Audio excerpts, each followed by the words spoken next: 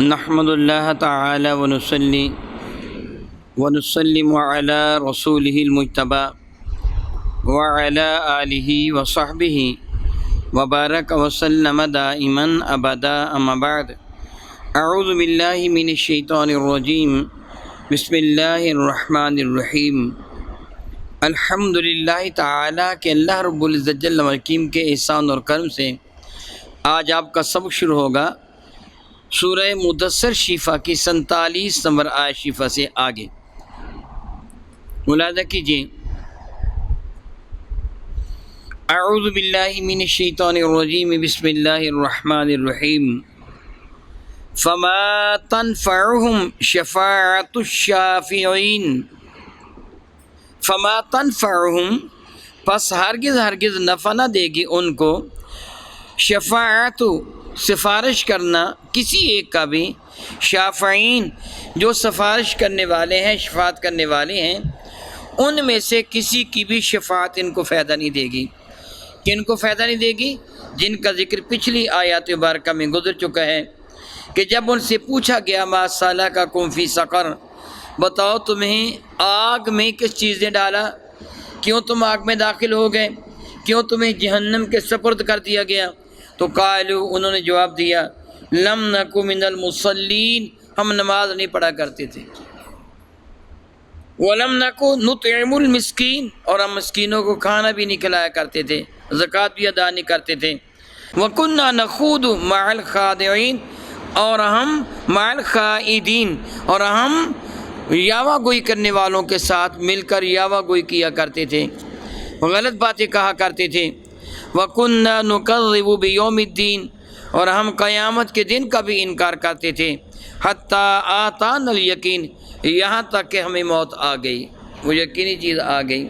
یہ وہ لوگ ہیں، وہ یہ کافر ہیں، یہ منافق ہیں کہ قیامت کے دن ان کو کسی کی بھی شفاعت فائدہ نہیں دے گی۔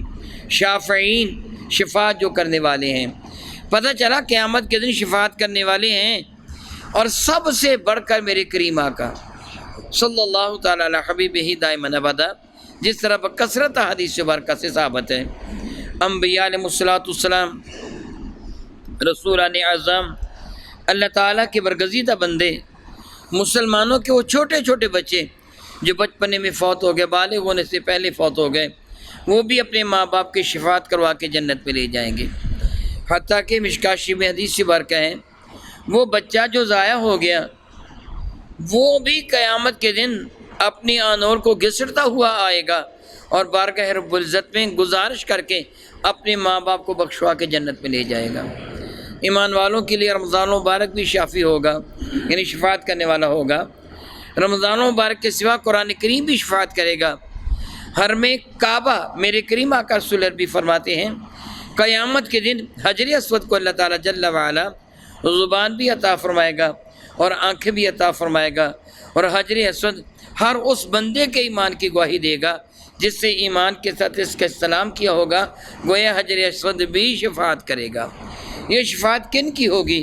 ایمان والوں کی ہوگی، بے ایمان کی کسی کی کوئی شفاعت نہیں ہوگی۔ رب ذوالجلال فرماتے ہیں فما لہم عن التذکرہ اور ان کے لیے کوئی بھی نصیحت نہیں ہے، یعنی انہوں نے نصیحت کو قبول ہی نہیں کیا، معرضین وہ ہر نصیحت سے روگردانی کرنے والے تھے، انہوں نے نصیحت کو قبول ہی نہیں کیا۔ جب ان کو صراط مستقیم کی دعوت دی گئی، اللہ تعالیٰ جل وعلا کے محبوب مکرم نے ان کو صراط مستقیم کی جانب بلایا، یا حضور کے بعد ان کو علماء نے، یعنی صحابہ کرام بھی علماء ہیں، تابعین بھی علماء، تبع تابعین میں بھی علماء، متقدمین بھی علماء، متاخرین بھی علماء، العلماء ورثۃ الانبیاء، علماء کا بلانا گویا انبیاء علیہ السلام کی جانب سے دعوت دینا ہے۔ جس طرح ایک آدمی اذان دیتا ہے تو اپنی طرف سے نہیں بلاتا بلکہ اللہ کے رسول کے حکم کے مطابق بلاتا ہے، چنانچہ یہ بلانا اس کا نہیں ہوتا، اللہ اور اس کے رسول کے حکم کے تحت ہوتا ہے، ان کی طرف سے بلانا ہوتا ہے۔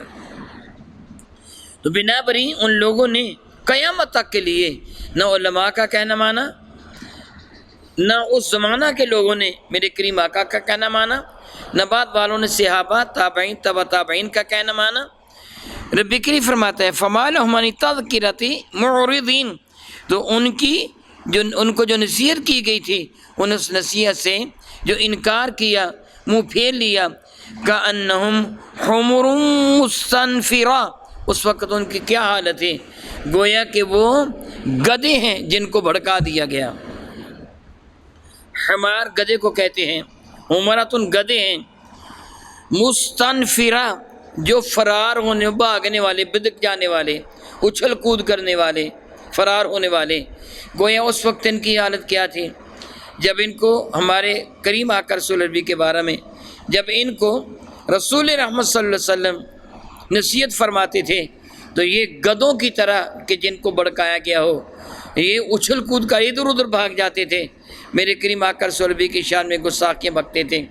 رب ذوالجلال نے ان بدبختوں کا یہ ذکر کیا کہ یہ گدھوں کی طرح تھے، یہ بدک جایا کرتے تھے، اچھل کود کیا کرتے تھے، مذاق اڑایا کرتے تھے۔ اللہ یعوذ باللہ تعالیٰ ثم اللہ یعوذ باللہ۔ کون سے گدھے؟ فرت من کسورہ، جو فرار ہوئے، بھاگے شیر سے۔ کسورتن شیر کو کہتے ہیں کہ جو شیر سے بھاگے ہوئے گدھے جس طرح وہ ہانپ رہے ہوتے ہیں، اپنی جان بچانے کے لیے بھاگ دوڑ کر رہے ہوتے ہیں۔ معاذ اللہ تعالیٰ رسول رحمت جب ان کو نصیحت فرماتے تو یہ قرآن کریم جس طرح فرماتا ہے، کیا کہا کرتے تھے؟ لا تسمعوا لہذا القرآن والغوا فیہ، قرآن کریم کی تلاوت کی جائے تو سنا نہ کرو، شور بجا دیا کرو، ادھر ادھر ہٹ جایا کرو، بھاگ جایا کرو۔ ان کی زبان وہی ترجمہ سے قرآن نہ سننا، کیونکہ وہ جانتے تھے جو قرآن سن لیتا ہے وہ رسول رحمت کے دامن قبر سے وابستہ ہو جاتا ہے، قرآن کا اثر اس پہ لاگو ہو جاتا ہے، نمایاں نظر آنے لگتا ہے۔ وہ کہتے سنو نہیں، اس وقت ان کی کیا حالت ہوتی تھی کہ جب قرآن پاک پڑھا جاتا ہے وہ بھاگ جاتے تھے، شور مچاتے تھے تاکہ قرآن پاک کو نہ سنا جائے۔ رب ذوالجلال فرماتے ہیں بل یرید کل امرئ منہم ان یؤتی صحفا منشرہ، بلکہ ان میں سے ہر شخص یہ چاہتا ہے کہ کھلم کھلا صحائف ان کے ہاتھوں میں دے دیے جائیں، یعنی قرآن مجید فرقان حمید جو نازل ہو رہا ہے رب ذوالجلال کی جانب سے، وہ قرآن پاک کو نہیں مانتے، چاہتے کہ ان کے پاس معاذ اللہ وحی آئے اور ان کو قرآن دیا جائے، یہ خود ان پہ نازل ہو۔ ایسے کیوں کر ہو سکتا ہے؟ قرآن مجید فرقان حمید رسول رحمت پہ نازل ہوگا، ان کو نہیں دیا جائے گا۔ کلا، ہرگز ہرگز نہیں، بل لا یخافون الآخرہ، حق تو یہ ہے یہ قیامت کے دن سے ڈرتے ہی نہیں تھے، یعنی ان کو جب کہا جاتا تھا قیامت آئے گی یہ مذاق اڑاتے تھے، کب آئے گی قیامت، کس دن آئے گی قیامت۔ میں اللہ تعالیٰ سے معافی مانگتا ہوں، یہ کہہ رہا ہوں یہ کافروں کے لیے ہے، ایمان والوں کے لیے نہیں ہے۔ لیکن آج ایمان والوں کی حالت بھی کیا ہے؟ اگر وہ اللہ اور اس کے رسول سے ڈرتے ہوتے، اگر وہ قیامت سے ڈرتے ہوتے تو مسجد میں تل دھرنے کو جگہ نہ ہوتی، اتنے نمازی ہو جاتے۔ اور جس طرح میں چند دن پہلے کہہ رہا تھا نا کہ جتنے لوگ قربانی کرتے ہیں نا اتنے لوگ نماز نہیں پڑھتے۔ گاؤں میں جتنے لوگوں نے قربانی کی ہے نا، اگر وہ سارے کے سارے نماز پڑھنے والے ہوتے نا تو مسجد میں کھڑے ہونے کو جگہ نہ ہوتی۔ دراصل ہم اللہ تعالیٰ جل وعلا سے ڈرنے کا اعلان تو کرتے ہیں لیکن حقیقی طور پہ ڈرتے نہیں ہیں۔ اگر ڈرتے تو ضرور سیدھے ہو جاتے، صراط مستقیم پہ آ جاتے، متقی بن جاتے ہیں۔ رب کریم یہاں کافروں کے لیے ارشاد فرما رہا ہے کہ بل لا یخافون الآخرہ، بلکہ ان کو آخرت کا ڈر نہیں تھا۔ کلا، ہاں انہ تذکرہ، ہاں ان کے لیے بے شک یہ بات نصیحت کی ہے۔ فمن شاء ذکرہ، اور جس کا جی چاہے ان باتوں کو سن کر نصیحت کو قبول کر لے۔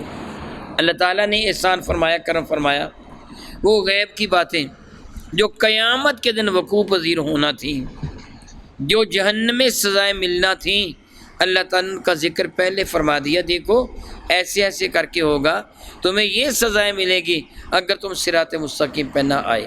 تو جس کا جی چاہے نصیحت قبول کر لے، اور جو نصیحت قبول نہ کرے گا اللہ تعالیٰ کی جانب سے اس کو سزا ملے گی۔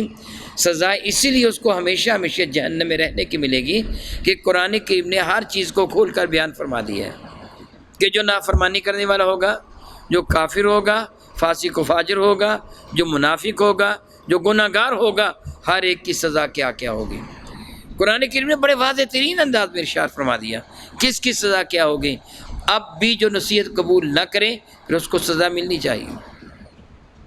اللہ تعالیٰ اشارہ گرامی قدر فرماتے ہیں وَمَا يَذْكُرُونَ إِلَّا أَن يَشَاءَ اللَّهُ، حق تو یہ ہے نا کوئی بھی نصیحت قبول نہیں کرتا الا سوائے اس کو ان یشاء اللہ، جس کو اللہ چاہتا ہے۔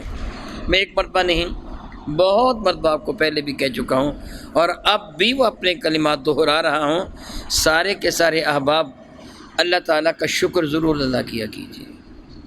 نماز کے بعد جو آپ نفل پڑھتے ہیں نا، وہ 2 رکعت نماز جو پڑھتے ہیں آپ نفل پہلے ہی، اس کو 2 رکعت نماز صلاۃ الشکر کے نام سے پڑھ لیا کیجیے کہ اللہ تعالیٰ میں تیرا شکر ادا کرتا ہوں کہ تو نے مجھ کو ایمان کی دولت عطا فرما دی ہے۔ اللہ فرماتا ہے جس کو میں چاہتا ہوں وہ نصیحت قبول کرتا ہے۔ تو اللہ تعالیٰ تیرا شکر ہے تو نے ہم کو چاہا، اس لیے ہم نے نصیحت کو قبول کیا۔ اس لیے دیکھیے نا پورے گاؤں میں کتنے لوگ ہیں، لیکن اللہ تعالیٰ نے آپ کو توفیق عطا فرمائی ہے، آپ سبق پڑھنے کے لیے آتے ہیں، سارے تو نہیں آتے۔ پھر آپ کیوں آتے ہیں؟ دراصل اللہ تعالیٰ تم سے پیار فرماتا ہے، اللہ تعالیٰ تم سے محبت فرماتا ہے، اس لیے اپنی پاک کتاب کی تلاوت کے لیے تم کو جمع فرما لیتا ہے۔ اس نعمت پر اپنے کریم پروردگار کا شکر ادا کیا کیجیے۔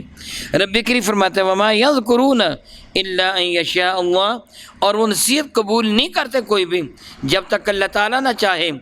ہوا اہل التقوی و اہل المغفرہ، اور کس کو اللہ چاہتا ہے، کس کو نصیحت عطا فرماتا ہے؟ وہ اہل التقوی، جو متقی ہوا کرتے ہیں، جو اللہ سے ڈرنے والے ہوتے ہیں، جو گناہوں سے بچنے والے ہوتے ہیں۔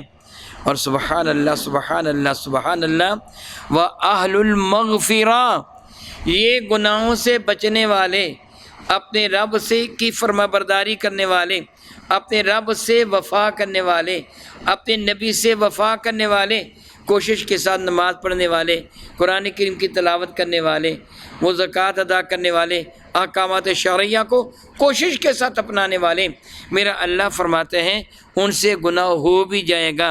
وَأَهْلُ الْمَغْفِرَةِ، وہ یہ لوگ ہیں جن کی مغفرت فرما دی جائے گی۔ اللہ اکبر اللہ اکبر اللہ اکبر۔